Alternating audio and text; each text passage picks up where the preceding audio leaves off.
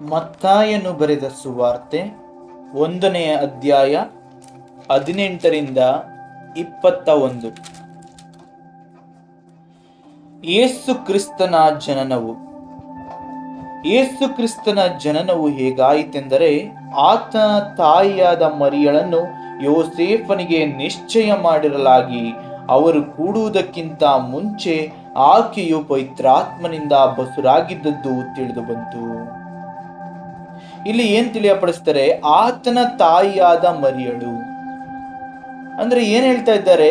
ಮೊದಲೇ ಅವರು ಹುಟ್ಟುವ ಮುನ್ನವೇ ಪ್ರಭು ಯೇಸುವಿನ ತಾಯಿ ಎಂಬುದಾಗಿ ಆಕೆಯನ್ನ ನಿಶ್ಚಯಿಸಲಾಗಿದೆ. ಯೋಸೇಫನೊಂದಿಗೆ ನಿಶ್ಚಯಿಸುವ ಮುನ್ನವೇ ದೇವರು ಪ್ರಭು ಯೇಸುವಿನ ಜನನಕ್ಕಾಗಿ ಆಕೆಯನ್ನ ಆರಿಸಿಕೊಳ್ಳಲಾಗಿದೆ ಎಂಬುದನ್ನ ವಾಕ್ಯ ತಿಳಿಯಪಡಿಸುತ್ತದೆ. ಅಂದ್ರೆ ನಮ್ಮ ಪ್ರತಿಯೊಂದು ಬರೋಣಕ್ಕೂ ಮುಂಚಿತವಾಗಿ, ನಮ್ಮ ಜೀವಿತ ನಡೆಯುವುದಕ್ಕೂ ಮುಂಚಿತವಾಗಿ, ನಾವು ರೂಪುಗೊಳ್ಳುವುದಕ್ಕೂ ಮುಂಚಿತವಾಗಿ, ನಮ್ಮ ಜೀವಿತವು ಏನಾಗಬೇಕೆಂಬುದಾಗಿ, ನಮ್ಮ ಜೀವಿತವು ಯಾವ ರೀತಿಯ ಗುರಿಯನ್ನು ಮುಟ್ಟಬೇಕೆಂಬುದಾಗಿ, ಎಲ್ಲಿ ಹೋಗಿ ತಲುಪಬೇಕೆಂಬುದಾಗಿ, ನಾವು ಯಾವ ಕಾರ್ಯಕ್ಕಾಗಿ ಬಂದಿದ್ದೇವೆ ಎಂಬುದಾಗಿ ಮೊದಲೇ ದೇವರು ನಿಶ್ಚಯಿಸಿರ್ತಾರೆ. ಯೇಸು ಕ್ರಿಸ್ತರ ಆಗಮನವು ಇಡೀ ಲೋಕಕ್ಕೆ ರಕ್ಷಣೆಯನ್ನು ನೀಡುವುದಕ್ಕಾಗಿಯೇ ಆಯಿತು. ಆದರೆ ನಮ್ಮ ಜನನ ಏನಕ್ಕಾಗಿ ಆಗಿದೆ? ನಮ್ಮ ಬದುಕು ಯಾವುದಕ್ಕಾಗಿ ಆಗಿದೆ? ಇದರ ಕಡೆಗೆ ನಾವು ಗಮನ ಹರಿಸಬೇಕು. ಇಲ್ಲಿ ಮೊದಲೇ ಮರಿಯಳನ್ನ, ಆಕೆಯ ಜನನ ಆಗಿರೋದೇ ಕ್ರಿಸ್ತನ ಬರೋಣಕ್ಕಾಗಿ. ಆಕೆಯನ್ನು ಪರಿಶುದ್ಧವಾಗಿ ಇಟ್ಟುಕೊಂಡು ಕನ್ಯೆಯರಲ್ಲಿ ನೀನು ಧನ್ಯಳು ಎಂಬುವಂತ ವಾಗ್ದಾನವನ್ನು ಪಡೆಯುವಂತೆ ಆಕೆಯನ್ನ ಏನ್ ಮಾಡ್ತಾರೆ? ಸಿದ್ಧತೆ ಮಾಡ್ತಾರೆ. ಕ್ರಿಸ್ತರು, ಸೇನಾಧೀಶ್ವರನಾದ ಕರ್ತರು ತಮ್ಮ ಕಾರ್ಯವನ್ನ ನೆರವೇರಿಸಬೇಕು ಅಂದ್ರೆ ಮೊದಲು ತನ್ನ ಕಾರ್ಯ ನಡೆಯುವ ವ್ಯಕ್ತಿತ್ವವನ್ನ ಸಿದ್ಧಪಡಿಸ್ತಾರೆ. ಹಾಗಾಗಿ ನನ್ನ ಸಿದ್ಧತೆ ಆಗಿದೆಯಾ ಎಂಬುದನ್ನು ನಾವು ತಿಳ್ಕೊಳ್ಳೋಣ. ನನ್ನಲ್ಲಿ ನನ್ನ ತಪ್ಪಿನ ಅರಿವು ಇದೆಯಾ? ನಾನು ಪಾಪ ಮಾಡುವಾಗ ನನ್ನ ಹೃದಯವು ಚುಚ್ಚುತ್ತಾ ಇದೆಯಾ? ನನ್ನ ಮನಸ್ಸು ಇದು ಮಾಡಬಾರದು ಎಂಬುದಾಗಿ ಮತ್ತು ನನ್ನ ಮನಸ್ಸು ಮಾಡಿದಾಗ ಹೆದರುತ್ತಾ ಇದೆಯಾ? ಹಾಗಾದರೆ ಯೋಚಿಸಿರಿ, ದೇವರು ನಿಮ್ಮನ್ನ ಪ್ರೀತಿಸ್ತಾ ಇದ್ದಾರೆ. ದೇವರು ನಿಮ್ಮನ್ನು ಆರಿಸಿಕೊಂಡಿದ್ದಾರೆ. ದೇವರು ಅವರ ನಿಯೋಜಿತ ಕಾರ್ಯಕ್ಕಾಗಿ ನಿಮ್ಮನ್ನು ಉಪಯೋಗಿಸಬೇಕೆಂಬುದಾಗಿ ಬಯಸ್ತಿದ್ದಾರೆ ಎಂಬುದನ್ನು ನಾವು ತಿಳಿದುಕೊಳ್ಬಹುದು. ಹಾಗಾಗಿ ಇಲ್ಲಿ ಈ ವಾಕ್ಯ ಹೇಳ್ತದೆ, ಆತನ ತಾಯಿಯಾದ ಮರಿಯಳು ಎಂಬುದಾಗಿ. ಅಂದರೆ ಇಲ್ಲಿ ಈಗಾಗಲೇ ಯೇಸುವಿನ ತಾಯಿಯಾಗುವುದಕ್ಕಾಗಿಯೇ ಮರಿಯಳನ್ನ ಆರಿಸಿಕೊಳ್ಳಲಾಗಿದೆ ಎಂಬುದನ್ನು ತಿಳಿಸಲಾಗ್ತದೆ. ಹಾಗಾಗಿ ನಾವೆಲ್ಲರೂ ಒಂದೊಂದು ಕಾರ್ಯಗಳಿಗಾಗಿ, ಒಂದೊಂದು ನಿಯೋಜಿತ ಕಾರ್ಯಕ್ಕಾಗಿ ನಾವೆಲ್ಲರೂ ಕೂಡ ಆಯ್ಕೆಯಾದವರಾಗಿದ್ದೇವೆ. ನಾವು ಕರ್ತನಿಂದ ಆಯ್ಕೆಯಾದವರು, ಕರ್ತನ ರೂಪದಂತೆ ರೂಪಿಸಲ್ಪಟ್ಟವರು ಎಂಬುದನ್ನು ಮರಿಬಾರದು. ಮುಂದಿನ ವಾಕ್ಯ ಹೇಳ್ತದೆ, ಆಕೆ ಏನಾಗಿದ್ಲು? ಯೋಸೇಫನಿಗೆ ನಿಶ್ಚಯ ಮಾಡಿರಲಾಗಿತ್ತು ಮತ್ತು ಅವರು ಕೂಡುವುದಕ್ಕಿಂತ ಮುಂಚೆ ಆಕೆಯು ಪವಿತ್ರಾತ್ಮನಿಂದ ಬಸಿರಾದದ್ದು ತಿಳಿದು ಬಂತು. ಅಂದ್ರೆ ಇಲ್ಲಿ ಕರ್ತನ ಚಿತ್ತವು ಜರುಗುತ್ತಾ ಇದೆ.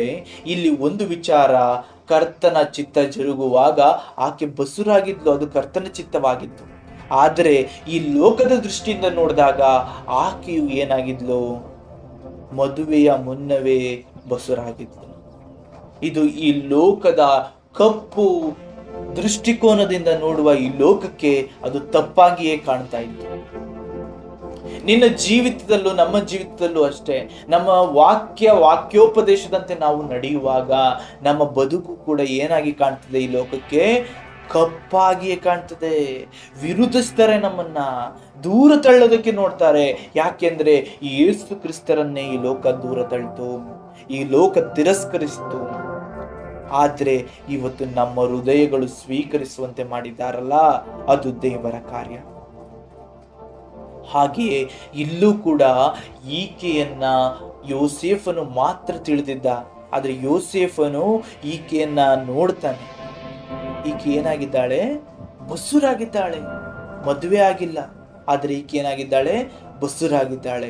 ಇವತ್ತು ನಾವು ಸತ್ಯ ವಚನಗಳಿಗೆ ನಮ್ಮ ಜೀವಿತವನ್ನ ಬಿಟ್ಟುಕೊಟ್ಟಿದ್ದೆ. ಆದರೆ ಯೇಸುವಿನ ಜನನಕ್ಕೆ ಹೇಗೆ ಮರಿಯಳು ತನ್ನನ್ನು ಬಿಟ್ಟುಕೊಟ್ಟಳು, ಹಾಗೆಯೇ ನಾವು ನಮ್ಮ ಜೀವಿತದಲ್ಲಿ ಕರ್ತನ ಕಾರ್ಯ ನಡೆಯಲು ಕ್ರಿಸ್ತನ ವಾಕ್ಯಗಳಿಗೆ ಅಧೀನರಾಗಿ ಜೀವಿಸಿದ್ದೇ ಆದರೆ ಈ ಲೋಕ ವಿರೋಧಿಸ್ತದೆ. ಈ ಲೋಕ ನೋಡುವ ದೃಷ್ಟಿಕೋನ ತಪ್ಪಾಗಿಯೇ ಇರ್ತದೆ. ಆದರೆ ನೀವು ಚಿಂತಿಸಬೇಡಿ, ಯಾಕೆ ಅಂದರೆ ಮುಂದಿನ ವಾಕ್ಯಗಳು ನಮಗೆ ಧೈರ್ಯವನ್ನ ನೀಡ್ತವೆ. ಆದರೆ ಆಕೆಯ ಗಂಡನಾದ ಯೋಸೇಫನು ಸಜ್ಜನನಾಗಿದ್ದು ಆಕೆಯನ್ನು ಬಯಲಿಗೆ ತರುವುದಕ್ಕೆ ಮನಸ್ಸಿಲ್ಲದೆ ಯಾರಿಗೂ ತಿಳಿಯದಂತೆ ಆಕೆಯನ್ನು ಬಿಟ್ಟು ಬಿಡಬೇಕೆಂದಿದ್ದನು. ಇಲ್ಲಿ ಏನು ಹೇಳಲಾಗ್ತಾ ಇದೆ? ಕರ್ತರು ಮರಿಯಳನ್ನ ಉಪಯೋಗಿಸ್ತಿದ್ದಾರೆ ಅಂದ್ರೆ ಮರಿಯಳು ಇದಕ್ಕಾಗಿಯೇ ಎಂಬುದಾಗಿ ಸೀಮಿತವಾಗಿ ಆಕೆಯನ್ನ ಅದೇ ಕಾರ್ಯಕ್ಕಾಗಿ ಉಪಯೋಗಿಸುತ್ತಿದ್ದಾರೆ. ಅಂದರೆ ಯೋಸೇಫನನ್ನು ಕೂಡ ಅವರು ಏನ್ ಮಾಡಿದ್ದಾರೆ? ಆಯ್ಕೆ ಮಾಡಿದ್ದಾರೆ ಎಂಬುದನ್ನು ನಾವು ಮರಿಬಾರದು. ನನ್ನ ಸುತ್ತಲೂ ವ್ಯಕ್ತಿತ್ವಗಳಿದ್ದಾರೆ ಅಂದ್ರೆ ನೀವು ಯೋಚಿಸ್ರಿ, ಅವರೆಲ್ಲರೂ ದೇವರಿಂದ ಆಯ್ಕೆಯಾದವರೇ. ಒಂದೊಂದು ಕಾರ್ಯಕ್ಕಾಗಿ, ಒಂದೊಂದು ವಿಚಾರಕ್ಕಾಗಿ ಅವರು ಆಯ್ಕೆಯಾಗಿದ್ದಾರೆ ಅಲ್ವಾ? ಒಬ್ಬ ಏನಾಗ್ತಾನೆ, ಹುಟ್ಟು ಕುರುಡನಾಗಿರ್ತಾನೆ. ಆದರೆ ಎಲ್ಲರೂ ಏನು ಹೇಳ್ತಾರೆ? ಅವರ ತಂದೆ ತಾಯಿಯ ಪಾಪದಿಂದ ಆಗಿದೆಯೋ, ಅವನು ಹುಟ್ಟುತ್ತಲೇ ಇದಾಗಿದ್ದಾನೆ, ಅವನು ಪಾಪದೀನನು ಎಂಬುದಾದ ರೀತಿಯಲ್ಲಿ ಅವನನ್ನ ಹೇಳ್ತಾ ಹೋಗ್ತಾರೆ. ಆದರೆ ಯೇಸು ಕ್ರಿಸ್ತರು ಇದು ಆಗಿದ್ದು ಏತಕ್ಕಾಗಿ ಅಂತ ಹೇಳ್ತಾರೆ? ದೇವರ ಮಹಿಮೆಗಾಗಿ ಇದಾಗಿರುವಂಥದ್ದು ಅಂತ ಹೇಳ್ತಾರೆ. ಅದರ ಅರ್ಥ ಏನು? ನನ್ನ ಸುತ್ತಲಿರುವ ವ್ಯಕ್ತಿತ್ವಗಳು ಪ್ರತಿಯೊಂದು ಕೂಡ ದೇವರ ಕಾರ್ಯಕ್ಕಾಗಿ ಇರ್ತದೆ. ಅವರು ವಿರೋಧಿಸ್ತಿದ್ದಾರೆ ಅಂದ್ರೆ ಏನೋ ದೇವರ ಕಾರ್ಯ ಜರುಗುತ್ತದೆ ಎಂಬುದನ್ನು ತಿಳ್ಕೊಳ್ರಿ. ಯಾಕೆಂದ್ರೆ ನಾವು ಇಸ್ರಾಯೇಲರನ್ನ ಬಿಡಿಸುವಾಗಲೂ ಈ ವಿಚಾರವನ್ನ ನೋಡ್ತೀವಿ. ಆ ಅರಸ ವಿರೋಧಿಸ್ತಾನೆ. ಅವನು ವಿರೋಧಿಸಿದಷ್ಟು ದೇವರ ಮಹಿಮೆ ವ್ಯಕ್ತವಾಗ್ತಾ ಹೋಗುತ್ತೆ. ಇದನ್ನು ನಮಗೆ ಹೇಳ್ಕೊಡ್ತಾ ಇರೋದಾದ್ರೂ ಏನು? ದೇವರ ಕಾರ್ಯವು ಹೇಗಿದೆ ಅಂದರೆ ವಿರೋಧಿಸುವವರನ್ನು ದೇವರು ಉಪಯೋಗಿಸಿರ್ತಾರೆ ಅವರ ಮಹಿಮಾನ್ವಿತ ಕಾರ್ಯಕ್ಕಾಗಿ. ಹಾಗಾಗಿ ನೀನು ಯಾವುದಕ್ಕೂ ಚಿಂತಿಸಬೇಡ. ಯಾಕೆಂದ್ರೆ ಇಲ್ಲಿ ಮರಿಯಳನ್ನ ಆಯ್ಕೆ ಮಾಡಿಕೊಂಡ ತಂದೆಯಾದ ದೇವರು ಆಕೆಯನ್ನ ಮದುವೆಯಾಗಬೇಕೆಂದಿದ್ದಂತಹ ಯೋಸೇಫನನ್ನು ಆಯ್ಕೆ ಮಾಡಿಕೊಂಡು ಆತನನ್ನ ತನ್ನ ಕಾರ್ಯಕ್ಕಾಗಿ ಉಪಯೋಗಿಸಿಕೊಳ್ಳುವವರು ಆಗಿದ್ದಾರೆ. ಹಾಗೆಯೇ ನನ್ನ ಜೀವಿತದಲ್ಲೂ ಕೂಡ ನಡೆಯುವ ಪ್ರತಿಯೊಂದು ಘಟನೆಗಳಲ್ಲಿಯೂ ಕೂಡ ನೀವು ಚಿಂತಿಸಬೇಡಿ. ಯಾಕೀಗಾಗ್ತಾ ಇದೆ ಅಂತ ಚಿಂತಿಸಕ್ಕೆ ಹೋಗ್ಬೇಡ್ರಿ. ಯಾಕೆಂದ್ರೆ ದೇವರು ಎಲ್ಲವನ್ನ ಸಿದ್ಧಪಡಿಸಿ ಆ ಕಾರ್ಯಗಳನ್ನ, ಆ ಒಂದು ವಿಚಾರಗಳನ್ನ, ಆ ಒಂದು ಘಟನೆಗಳನ್ನ ಏನ್ ಮಾಡ್ತಾರೆ? ಸಂಪೂರ್ಣವಾಗಿ ಯಶಸ್ವಿಗೊಳಿಸ್ತಾರೆ. ಹಾಗಾಗಿ ನಾವು ಮಾಡಬೇಕಾಗಿರುವುದೇನು? ದೇವರಿಗೆ ಅಧೀನರಾಗಿ ಹೇಗೆ ಮರಿಯಳು ಇದ್ಲೋ ಹಾಗೆ ನಾವು ಇರುವುದಷ್ಟೇ ನಮ್ಮ ಕರ್ತವ್ಯ. ನಮ್ಮ ಸುತ್ತಲಿನ ವ್ಯಕ್ತಿತ್ವಗಳನ್ನ, ಸುತ್ತಲಿನ ಕಾರ್ಯಗಳನ್ನ, ಸುತ್ತಲಿನ ವಾತಾವರಣವನ್ನ ಸಂಪೂರ್ಣವಾಗಿ ದೇವರೇ ನೋಡಿಕೊಳ್ಳುವವರಾಗಿರ್ತಾರೆ. ಅವರು ಏನು ಮಾಡಬೇಕಂತಿದ್ರು? ಯೋಸೇಫರು ಯಾರಿಗೂ ತಿಳಿಯದಂತೆ ಆಕೆಯನ್ನ ಬಿಟ್ಟು ಬಿಡಬೇಕೆಂದಿದ್ದರು. ಇಲ್ಲಿ ನೋಡಿ, ನಮ್ಮನ್ನ ವಿರೋಧಿಸಬೇಕು ಅಂತ ಅವರು ತೀರ್ಮಾನಿಸ್ತಾ ಇದ್ದಾರೆ ಅಂತಂದ್ರೆ ನೀವು ಚಿಂತಿಸಬೇಡಿ. ಯಾಕೆಂದ್ರೆ ಮರಿಯಳನ್ನೇ ಯೋಸೇಫರು ಬಿಟ್ಟು ಬಿಡಬೇಕೆಂಬುದಾಗಿ ಯೋಚಿಸಿದ್ರು.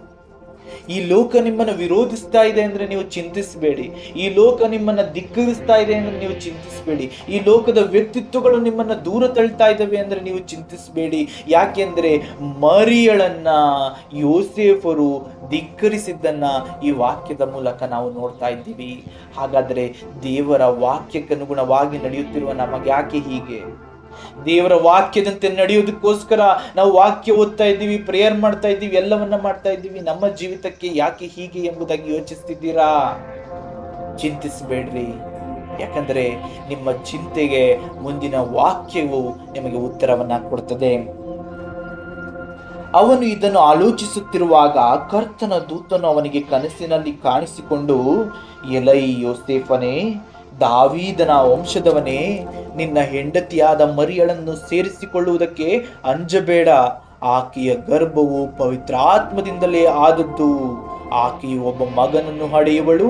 ನೀನು ಆತನಿಗೆ ಯೇಸು ಎಂದು ಹೆಸರಿಡಬೇಕು. ಯಾಕೆಂದರೆ ಆತನೇ ತನ್ನ ಜನರನ್ನು ಅವರ ಪಾಪಗಳಿಂದ ಬಿಡಿಸಿ ಕಾಯುವನು ಅಂದನು. ಇಲ್ಲಿ ನೋಡಿ, ಯೋಸೇಫನೇನೋ ಬಿಟ್ಟು ಬಿಡಬೇಕು ಅಂತ ಯೋಚಿಸ್ತಿದ್ದಾನೆ, ಆದರೆ ದೇವರ ಕಾರ್ಯ ಬೇರೆಯಾಗಿದೆ. ಅವ್ರು ಏನು ಮಾಡ್ತಾರೆ? ತನ್ನ ಕಾರ್ಯವು ಸಂಪೂರ್ಣಗೊಳ್ಳಲೆಂದು ದೇವದೂತನನ್ನ ಯೋಸೇಫನ ಬಳಿಗೆ ಕಳುಹಿಸಿಕೊಡ್ತಾರೆ. ಹಾಗಾದರೆ ನಿನ್ನ ಸುತ್ತಲೂ ಕಾರ್ಯವು ಜರುಗಲೆಂದು, ನಿನ್ನ ಸುತ್ತಲ ಪ್ರತಿ ವಿಚಾರಗಳು ಏನೂ ನಿನಗೆ ತೊಂದರೆ ಮಾಡದೆ ಸಫಲವಾಗಲೆಂದು, ಗುರಿ ಮುಟ್ಟಲೆಂದು ದೇವರು ತನ್ನ ದೂತರನ್ನ ನಿನ್ನ ಮುಂಗಡವಾಗಿ ಕಳುಹಿಸಿ ಕೊಟ್ಟಿರ್ತಾರೆ ಎಂಬುದನ್ನ ಇಂದ್ರ ವಾಕ್ಯ ನಮಗೆ ತಿಳಿಸುವುದರ ಮೂಲಕ ನಮ್ಮನ್ನ ಧೈರ್ಯಪಡಿಸ್ತದೆ. ಮಗನೇ, ವಾಕ್ಯಕ್ಕೆ ಅಧೀನನಾಗಿದ್ದಿ, ಹೆದರಬೇಡ, ನಾನಿದ್ದೀನಿ, ನಾನು ನಿನಗಾಗಿ ನೀನು ಹೋಗುವ ಮುನ್ನವೇ ನಿನ್ನ ದಾರಿಯನ್ನ ಸಿದ್ಧಪಡಿಸ್ತೇನೆ ಎಂಬುದಾಗಿ ವಾಕ್ಯದಿಂದ ತಿಳಿಯಪಡಿಸ್ತಾರೆ. ಇಲ್ಲಿ ಯೋಸೇಫನನ್ನ ಸಿದ್ಧಪಡಿಸಲು, ಯೋಸೇಫನನ್ನ ತನ್ನ ಚಿತ್ತಕ್ಕೆ ಮಣಿಯುವಂತೆ ಮಾಡಲು ದೇವದೂತರನ್ನ ಕಳುಹಿಸಿ ಕೊಡ್ತಾ ಇದ್ದಾರೆ. ಅವನ ಮನಸ್ಸನ್ನ ಬದಲಾಯಿಸ್ತಾ ಇದ್ದಾರೆ. ಹಾಗೆಯೇ ನಿನ್ನನ್ನು ಎಷ್ಟೇ ವಿರೋಧಿಸುವ ವ್ಯಕ್ತಿತ್ವ ಇರಲಿ, ನೀವು ಏನೇ ಸತ್ಯವನ್ನ ಮಾಡಲಿ, ಏನೇ ಸರಿಯಾದ ರೀತಿಯಲ್ಲಿ 100ಕ್ಕೆ 100ರಷ್ಟು ನೀವು ಸರಿಯಾದ ರೀತಿಯಲ್ಲಿ ಕೆಲಸವನ್ನ ಮಾಡ್ತಾ ಇದ್ರು ಕೂಡ ನಿನ್ನ ಸುತ್ತಲಿನ ವ್ಯಕ್ತಿ ನಿನ್ನನ್ನು ವಿರೋಧಿಸ್ತಾ ಇದ್ರೆ ನೀನು ಹೆದರಬೇಡ, ಅವನಿಗಾಗಿ ಪ್ರಾರ್ಥಿಸ್ತಾ ಇರು. ಯಾಕೆಂದ್ರೆ ದೇವರು ತನ್ನ ಮಕ್ಕಳ ಸುತ್ತಲೂ ತನ್ನ ದೂತಗಣವನ್ನು ಇಟ್ಟಿರ್ತಾರೆ. ಆ ವ್ಯಕ್ತಿತ್ವ ಬದಲಾವಣೆ ಆಗಬೇಕೆಂಬುದಾಗಿಯೇ ನಿನ್ನನ್ನು ಉಪಯೋಗಿಸ್ತಾ ಇರುವಂಥದ್ದು. ಮರಿಯಳಿಂದಲೇ ಯೋಸೇಫನ ಬದಲಾವಣೆ ಆಯಿತು. ಮರಿಯಳನ್ನ ಉಪಯೋಗಿಸ್ತಿದ್ದಾರೆ, ಯೋಸೇಫನು ವಿರೋಧಿಸ್ತಾ ಇದ್ದಾನೆ. ಆದರೆ ದೇವರು ತನ್ನ ದೂತನನ್ನ ಕಳುಹಿಸುವುದರ ಮೂಲಕ ಮರಿಯಳನ್ನ ಆತನು ಒಪ್ಪಿಕೊಳ್ಳುವಂತೆ, ಸ್ವೀಕರಿಸುವಂತೆ ಮಾಡ್ತಾರೆ. ಅಂದರೆ ನನ್ನ ಸುತ್ತಲೂ ಎಷ್ಟೇ ವಿರೋಧತ್ವವೇ ಇರಲಿ, ನೀನು ಹೆದರಬೇಡ.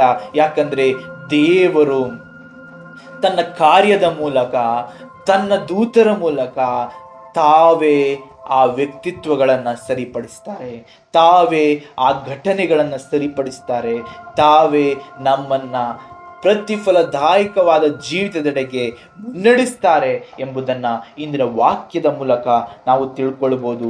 ಇಲ್ಲಿ ರಕ್ಷಕನ ಜನನಕ್ಕಾಗಿ, ಕರ್ತರ ನಿಯೋಜಿತ ಕಾರ್ಯಕ್ಕಾಗಿ ಮರಿಯಳು ತಲೆಬಾಗಿದ್ದರಿಂದಲೇ ಆಕೆಯ ಸುತ್ತಲೂ ಕೂಡ ಸಿದ್ಧತೆ ನಡೀತಾ ಇದೆ.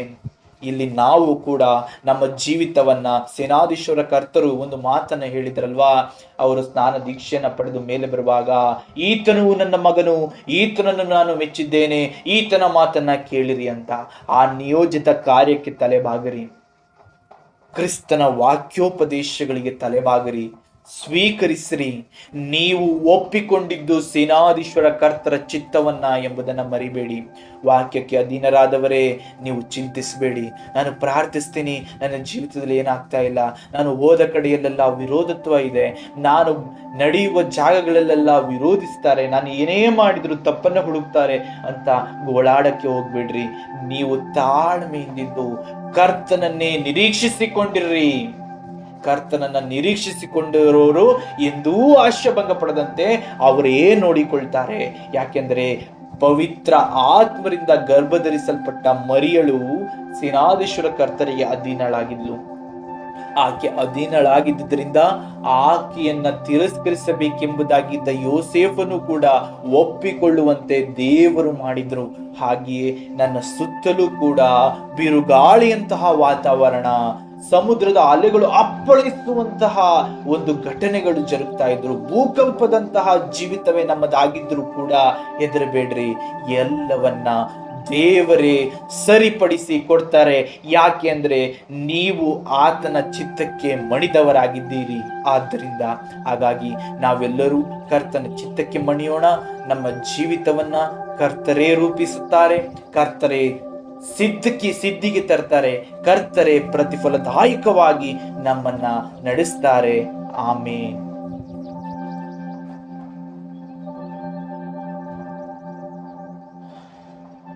ಪ್ರೀತಿ ಸ್ವರೂಪನಾದ ತಂದೆಯೇ, ಹೌದು ಸ್ವಾಮಿ, ನಿನಗರ್ಪಿತರಾದವರನ್ನ ನೀನೇ ನಡೆಸುತ್ತಿ, ಅವರ ಸುತ್ತಲಿನ ವ್ಯಕ್ತಿತ್ವಗಳನ್ನ ನೀನೇ ಸರಿಪಡಿಸುತ್ತಿ, ಅವರ ಸುತ್ತಲೂ ನಡೆಯುವ ಘಟನೆಗಳನ್ನ ನೀನೇ ಮುಂದಾಗಿ ನಿಂತು ಸರಿಪಡಿಸಿ ಜಯಧ್ವಜರಾಗಿ ನಿಂತು ಗೆಲುವನ್ನು ಒದಗಿಸಿಕೊಡುತ್ತಿ ಎಂಬುದಾಗಿ ಇಂದಿನ ವಾಕ್ಯದ ಮೂಲಕ ತಿಳಿಯಪಡಿಸಿದ್ದಿ. ಈ ಲೋಕದಲ್ಲಿ ಜೀವಿಸುತ್ತಿರುವ ನಮಗೆ ನಿಜವಾಗಿಯೂ ಇಂದು ಧೈರ್ಯದ ವಾಕ್ಯವನ್ನು ಒದಗಿಸಿಕೊಟ್ಟಿದ್ದೀಯ ಸ್ವಾಮಿ. ಅದಕ್ಕಾಗಿ ನಿಮಗೆ ಸ್ತೋತ್ರ. ನಾವೆಲ್ಲರೂ ನಿಮ್ಮಲ್ಲೇ ನೆಲೆಗೊಂಡವರಾಗಿ ಜೀವಿಸುವಾಗ ನಮ್ಮ ಬಲಹೀನತೆಗಳಿಂದ ನಾವು ಬಿದ್ದು ಹೋಗದಂತೆ ಸದಾ ನಮ್ಮೊಂದಿಗೆ ಆತ್ಮರನ್ನ ಕಳುಹಿಸಿಕೊಟ್ಟು ನಮ್ಮನ್ನ ಬಲಪಡಿಸಿರಿ. ಹೇಗೆ ಪವಿತ್ರ ಆತ್ಮರ ಅಧೀನದಲ್ಲಿದ್ದಂತಹ ಮರಿಯಳು ನಿಮಗೆ ಅಧೀನಳಾದಳು, ಹಾಗೆಯೇ ನಮ್ಮನ್ನು ಪವಿತ್ರಾತ್ಮರಿಂದ ತುಂಬಿಸಿ ನಾವು ನಿಮಗೇ ಅಧೀನರಾಗಿರುವಂತೆ ನಮ್ಮನ್ನು ಸಿದ್ಧಪಡಿಸಿರಿ. ಹಾಗೆಯೇ ದೇವರ ವಾಕ್ಯಕ್ಕೆ ಅವರು ಜಾಗ ಕೊಟ್ಟಂತೆ ನಾವು ಕೂಡ ನಮ್ಮ ಜೀವಿತದಲ್ಲಿ ಕ್ರಿಸ್ತನ ವಾಕ್ಯೋಪದೇಶಗಳಿಗೆ ಜಾಗವನ್ನ ಕೊಟ್ಟು ಅದರಂತೆ ನಡೆಯಲು ನಮ್ಮನ್ನ ಬಲಪಡಿಸಿರಿ. ನಮ್ಮ ಮನಸ್ಸು ಯಾವುದೇ ಕಾರಣಕ್ಕೂ ಯಾವುದೇ ರೀತಿಯ ಬೇರೆ ಆಲೋಚನೆಗಳಿಗೆ ಒಳಗಾಗದಂತೆ ಸ್ಥಿರ ಮನಸ್ಸಿನಿಂದ ಜೀವಿಸಲು ನಮಗೆ ನೆರವಾಗಿರಿ. ಅಂದು ಸೊಲೊಮೋನನಿಗೆ ನಿನಗೇನು ಬೇಕು ಎಂದಾಗ ಈ ನಿನ್ನ ಜನಾಂಗವನ್ನ ಪಾಲಿಸಲು ಜ್ಞಾನವು ಬೇಕೆಂಬುದಾಗಿ ಕೇಳಿದ. ಹಾಗೆಯೇ ಇಂದಿನ ದಿನ ನಿಮ್ಮ ಪುತ್ರರ ಮಾತನ್ನ ಕೇಳಿ ಕೈಗೊಂಡು ನಡೆಯಲು ನಮಗೆ ಆತ್ಮರು ಬೇಕೆಂಬುದಾಗಿ ನಿಮ್ಮಲ್ಲಿ ಬೇಡುವವರಾಗಿದ್ದೇವೆ ತಂದೆಯೇ. ನಮಗೆ ಒದಗಿಸಿಕೊಡಿರಿ. ನಮ್ಮ ಸುತ್ತಲಿನ ಎಲ್ಲಾ ಘಟನೆಗಳನ್ನ ಎಲ್ಲಾ ವಿಚಾರಗಳನ್ನ ನೀವೇ ಮುಂದಾಗಿ ನಿಂತು ನೀವೇ ಮಧ್ಯಸ್ಥಿಕೆಯನ್ನ ವಹಿಸಿ ನಡೆಸಿರಿ ಎಂಬುದಾಗಿ ಯೇಸು ಕ್ರಿಸ್ತರ ಮುಖಾಂತರ ನಿಮ್ಮನ್ನ ಬೇಡುತ್ತೇವೆ ತಂದೆಯೇ. ಆಮೇನ್.